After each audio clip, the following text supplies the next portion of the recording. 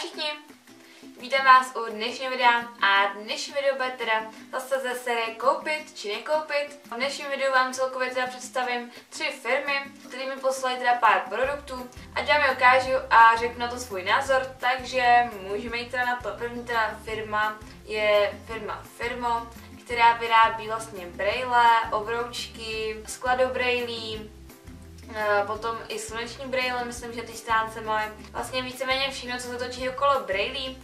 A já jsem měla teda možnost si vybrat právě jedny brejle. Ty brejle vám přijdou takhle teda takovýmhle vaku a když takhle vydáte z toho pytlíku nebo vaku, tak tam najdete takovýhle klasický pouzdro normálně na brejle. A když takhle teda to pouzdro otevřu, tak tady takhle můžete vidět ty brejle, které jsem si objednala. A potom tam teda ještě naleznete takový ten klasický hadřík na čištění skel a potom takovouhle věsičku na utahování šroubků. Vybrala jsem si teda takovýhle brejle. Tyhle brejle jste na mě mohli už vidět v minulém videu. Dioptrický skla v tom nemám, ale normálně na té stránce by se dali do toho objednat. Na té stránce mají opravdu hodně velký výběr těch rámečků nebo obroučků. Máte tam jak takovýhle, těch to máte opravdu hodně.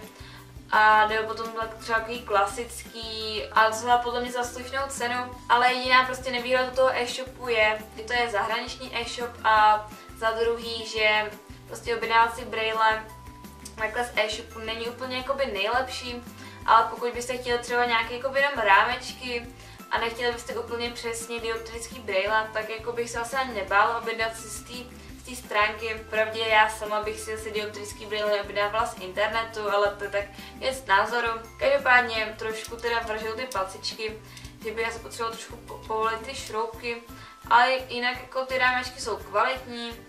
Teda aspoň jako na dotek. Uvidím třeba po delším nošení, jak dlouho vydrží, jak s ním budu ještě spokojená, protože jako nějak jsem na sobě ještě víc neměla.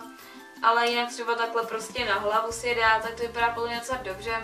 Takže bych to nějak jako celkem měla shrnout.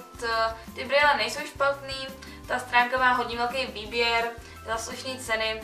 Ale pro lidi, kteří nosí dioptrický brýle, bych to asi úplně nedoporučovala si objednávat brýle z internetu.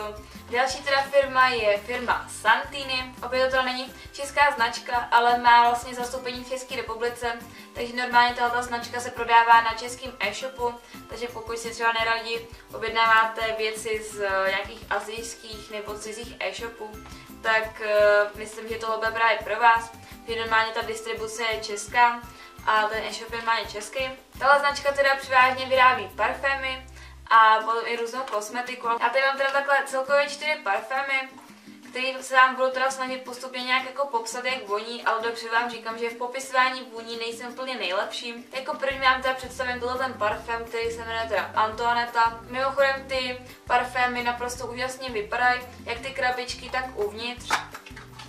Ten parfém vypadá opravdu nádherně.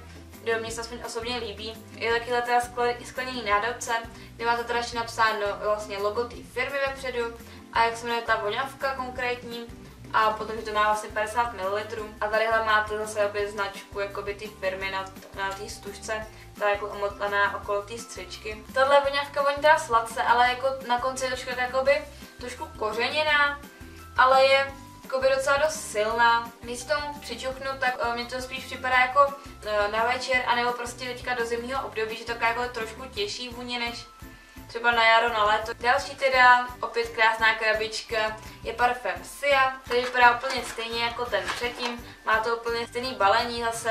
Tohle je teda hodně sladší, než byla ta předtím a spíš mi sedí jakoby k létu, k jaru. Tohle ten parfém se jmenuje teda Julien a je teda takovýhle krásný růžový, no prostě nemilujte růžový voňavky.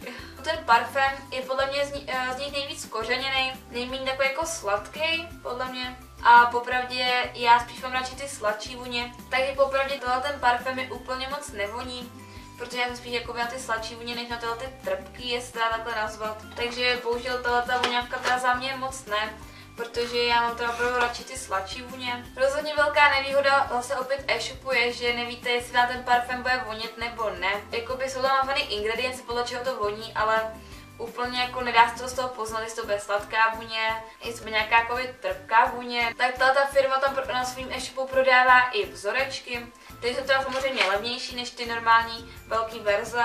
A je tam teda 20 ml, ale ten vzoreček vypadá takhle, takový jako malinký roztomilý balení. Jestli hledáte nějakou třeba malou vůni do kabelky nebo do batohu, tak určitě tyhle ty vzorečky jsou dobrý, protože je to plastový a nikdy se vám to jakoby nerozbije. A nebo je to právě dobrý k tomu, jestli nevíte, jestli vám ten parfém bude vonět. Ty parfémy stojí něco okolo 1000, 1200. Takže když si potom koupíte parfém, který vám úplně nevoní za 1200, tak jakoby to by mi taky mrzelo. Ten parfém se teda jmenuje Green Esse, asi.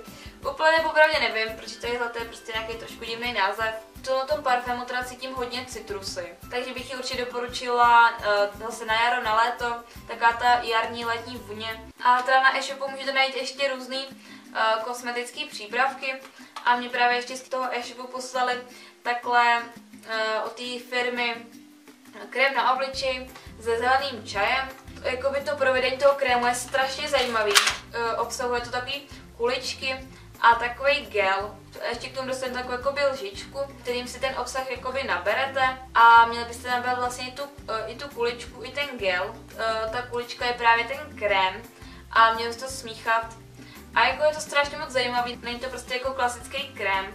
Má to takovou jakoby gelovou konzistenci, je to hodně příjemný na obličeji, není to žádný jakoby hutný krém, je to takový jakoby lehoulinkatý krém, takže zase je určitě vhodný na léto, na jaro, není to žádný jakoby noční krém, není to opravdu nic hutného. Ještě úplně k tomu nemůžu říct, jestli ten krém je dobrý nebo špatný, protože ho používám třeba prostě pár týdnů.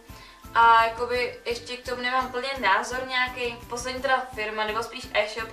A to je teda e-shop Shein, je to teda e-shop s oblečením a doplňkama, už jsem o něm říkala teda víckrát. A opět jsem si teda mohla vybrat dvě věci. První teda věc je takováhle sukně, která je teda na gumu a je teda pod kolena. Nevýhoda právě této sukně je, že docela dost rozšiřuje díky tomu, že ta sukně má, myslím, že asi 4 spodničky, takže což je docela dost a dělá mi to docela širokou, takže pro nějaký holky, které mají pár kilo navíc, tak bych tu sukni úplně nedoporučovala.